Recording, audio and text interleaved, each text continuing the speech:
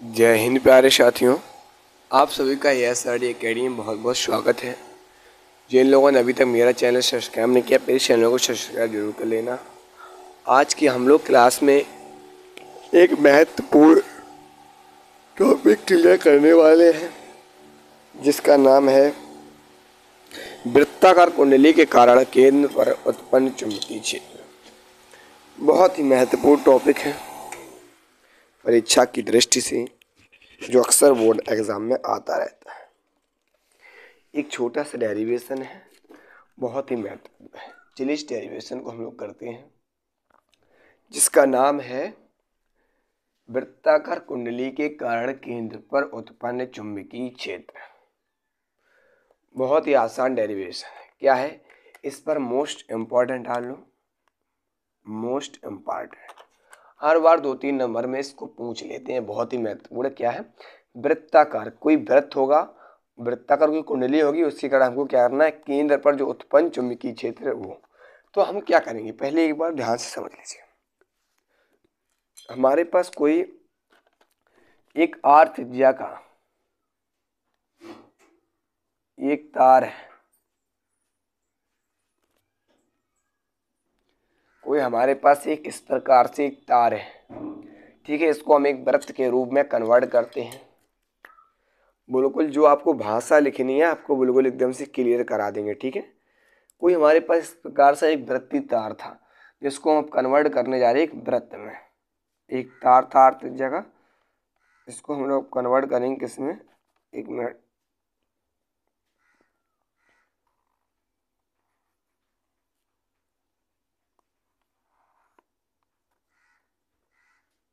ये रहा। बस आप लोग ध्यान से देखिए, हमारे पास पहले कोई एक इस प्रकार सा वृत्तीय तार था, यही भाषा में लिखेंगे जो हम बोल रहे हैं। एक कुछ इस प्रकार से वृत्तीय तार था, जिसको हमने आर त्रिज्या के रूप में मोड़ लिया, आर त्रिज्या के रूप में वृत्ताकार कुंडली के रूप में मोड़ लिया।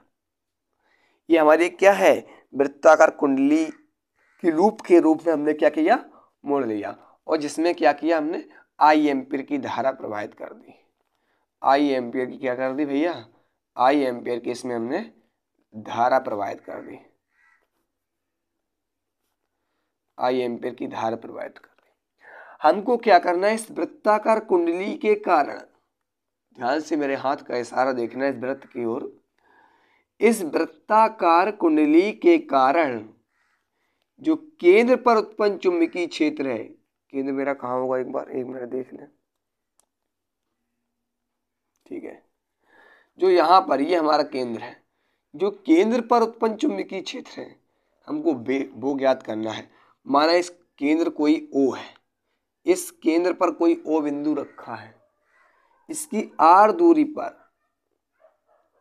परिधि को केंद्र से मिलाने वाली रेखा त्रिज्या कहलाती है, इसीलिए इसका नाम आर देते हैं। इसके आर दूरी पर कोई परिधि पर एक छोटा सा अल्पांश है।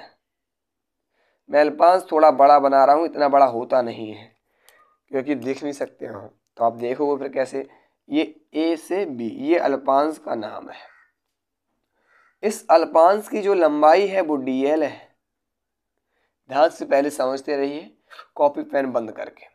हमको क्या करना है, वृत्ताकार कुंडली के कारण केंद्र पर उत्पन्न चुंबकीय क्षेत्र ज्ञात करना है।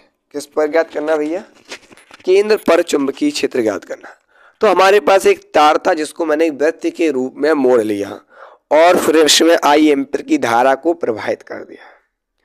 और जो परिधि है वो त्रिज्या, परिधि केंद्र से आर दूरी मतलब त्रिज्या है, और इस परिधि पर छोटे छोटे छोटे छोटे बहुत सारे अल्पांश रखे हैं। तो हम क्या करेंगे, एक अल्पांश के कारण केंद्र पर उत्पन्न चुंबकीय क्षेत्र निकाल कर फिर समस्त वृत्ताकार कुंडली के कारण केंद्र पर उत्पन्न चुंबकीय क्षेत्र का इंटीग्रेशन कर देंगे। इंटीग्रेशन इसलिए करेंगे क्योंकि अगर हम एक एक का निकालेंगे तो भोर का भोर, भोर का भोर हो जाएगा। इसलिए हम एक का निकाल के और उसका इंटीग्रेशन कर देते हैं। तो अभी जो हिंदी लिखेंगे वो क्या लिखेंगे, मतलब जो जो कर रहे थे इसके बारे में क्या लिखेंगे, लिखेंगे माना है कोई एक आर त्रिज्या का ये तार था, जिसको एक वृत्ताकार लूप के रूप में मोड़ लिया या जोड़ लिया गया है, जिसमें आई एम्पीयर की धारा प्रवाहित कर दी, इसके केंद्र पर कोई बिंदु ओ स्थित है जहाँ चुंबकीय क्षेत्र ज्ञात करना है। अब हुआ ना आसान भाषा, चित्र से आपको भाषा आसान हो गई होगी। तो लिखिए, माना एक वृत्ताकार तार को, माना एक वृत्ताकार तार को आर त्रिज्या के लूप के रूप में जोड़ा गया है।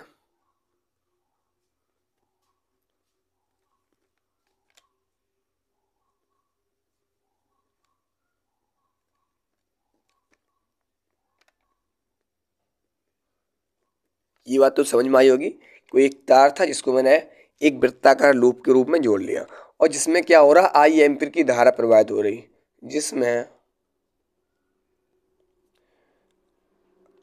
आई एम्पीयर की धारा प्रवाहित हो रही, धारा प्रवाहित हो रही है। और हमको क्या करना है, और इस वृत्ताकार रूप के केंद्र, इस वृत्ताकार लूप के केंद्र ओ पर, के केंद्र ओ पर चुंबकीय क्षेत्र ज्ञात करना है।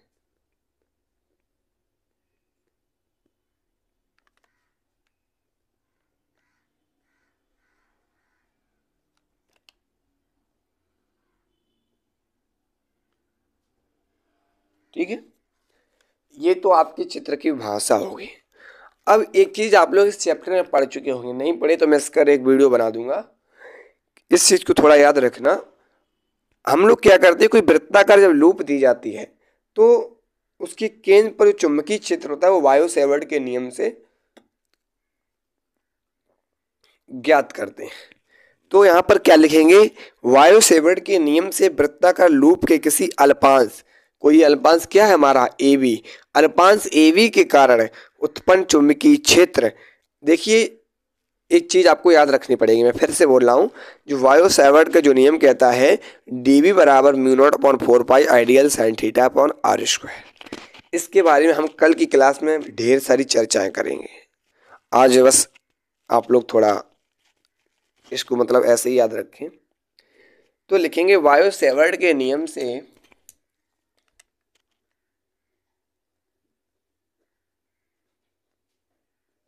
वायो सेवर्ट के नियम से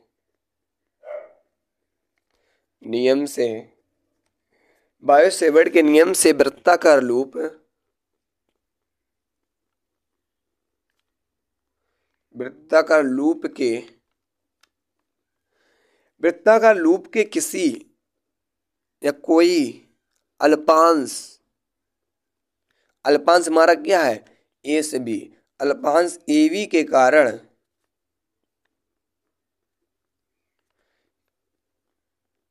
केंद्र पर उत्पन्न चुंबकीय क्षेत्र। राइटिंग यार थोड़ा गड़बड़ हो रही है, मेरे इन पेजों में राइटिंग अच्छी नहीं आती। ठीक है, तो कितना निकलता है, वायो सेवर्ट के नियम से वृत्ताकार जो लूप है, लूप के किसी अल्पांश ए बी के कारण जो केंद्र पर जो उत्पन्न चुंबकीय क्षेत्र वो क्या होता है, इस चीज को याद रखना। कल की क्लास में आपको इसको याद रखने की भी जरूरत नहीं है, कल आपको पूरा समझा देंगे।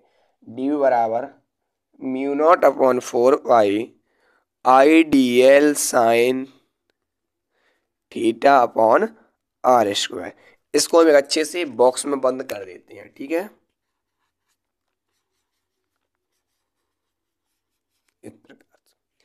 अब देखिए यहाँ पर जो थीटा है, कोई बता सकता है साइन थीटा की वैल्यू कितनी होगी। देखिए, जो हमारा ये अल्पांश है, वो परिधि की कैसे है, जो परिधि का अल्पांश है वो त्रिज्या के लंबवत है। जो ये परिधि का एक छोटका सा अल्पांश मैंने बनाया, ये त्रिज्या कैसे लंबवत, वैसे भी त्रिज्या परिधि के साथ 90 डिग्री का कोण बनाती है। कितने की 90, चाहे यहाँ खोल दो 90, यहाँ 90, यहाँ 90। तो आपको पता होगा एक चीज, साइन 90 की वैल्यू कितनी होती है भैया, 1। जो साइन 90 की वैल्यू कितनी होती है, 1। तो हम लोग यहाँ पर एक चीज लिख देंगे, यहाँ पर इस प्रकार से चूंकि करके परिधि का जो अल्पांश है, जो परिधि का अल्पांश है, जो परिधि का अल्पांश त्रिज्या के लंबवत है, त्रिज्या के लंबवत है, अर्थात थीटा बराबर 90। इतनी बात क्लियर होगी। तो हम लोग अब फिर क्या लिखेंगे, dv बराबर mu naught upon 4 pi I d L. अब साइन थीटा की जगह क्या लिख देंगे, साइन आइडियल 90, ठीक है, अपॉन साइन 90 लिखेंगे, साइन 90 अपॉन में आर स्क्वायर, यहाँ साइन लिखा है, ठीक है, कुछ पूछा गया। तो डी वी बराबर mu naught upon 4 pi, sine 90 की वैल्यू क्या होती है, 1, I d l into 1 upon r square. किसी संख्या से 1 से गुणा करते हैं तो वही रहता है? तो डी वी बराबर mu naught upon 4 pi I d l upon r square. इसको भी हम एक बॉक्स में बंद करते हैं, इसको हम लोग समीकरण नंबर 1 डाल देंगे। अब देखिए, हमने एक अल्पांश के कारण केंद्र पर उत्पन्न चुंबकीय क्षेत्र, एक अल्पांश के कारण हमने निकाला पहले केंद्र पर उत्पन्न चुंबकीय क्षेत्र, वो अल्पांश क्या था, ए से बी।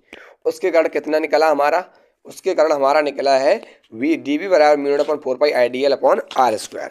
अब हम क्या करेंगे, ऐसे हम निकालते रहेंगे, बहुत समय लग जाएगा, भोर का भोर हो जाएगा।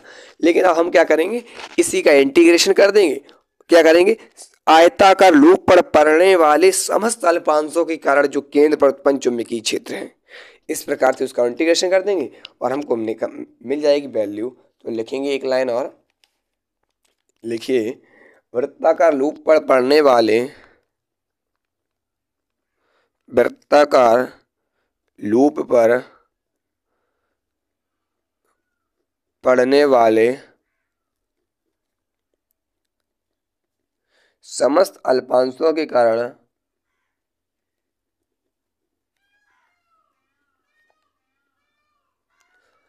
केंद्र पर उत्पन्न चुंबकीय क्षेत्र, केंद्र पर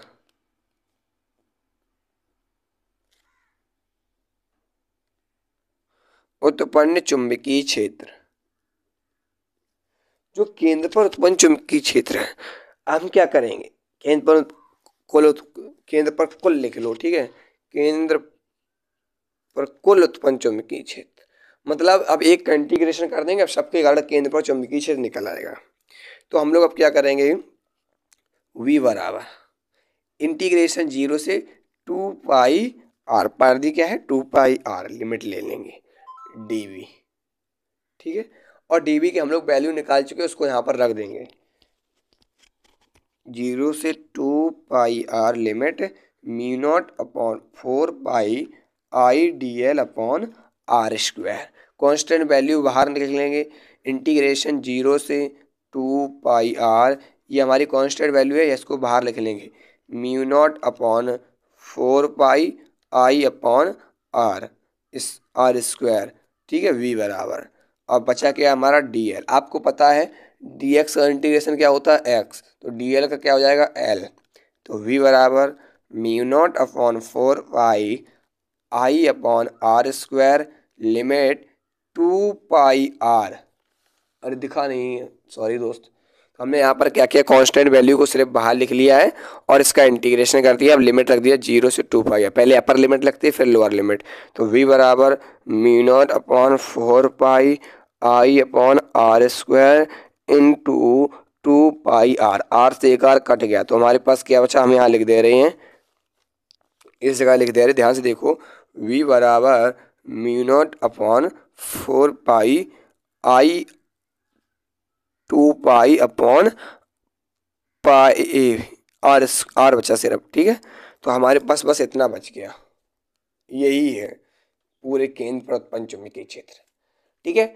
अगर आपसे यहाँ पर ये पूछा जाए कि यदि कुंडली लूप के स्थान पर n फेरों वाली वृत्ताकार कुंडली ली जाए तो वृत्ताकार कुंडली के केंद्र पर उत्पन्न चुंबकीय क्षेत्र, बस कुछ नहीं करना, इस सूत्र में आपको n जोड़ देना है। सवालों में अक्सर इसी को यूज करेंगे, बहुत ही इंपॉर्टेंट डेरिवेशन था, एक बार सभी लोग देख लीजिए, स्क्रीनशॉट ले लो, ठीक है। फिर मिलेंगे नेक्स्ट क्लास में।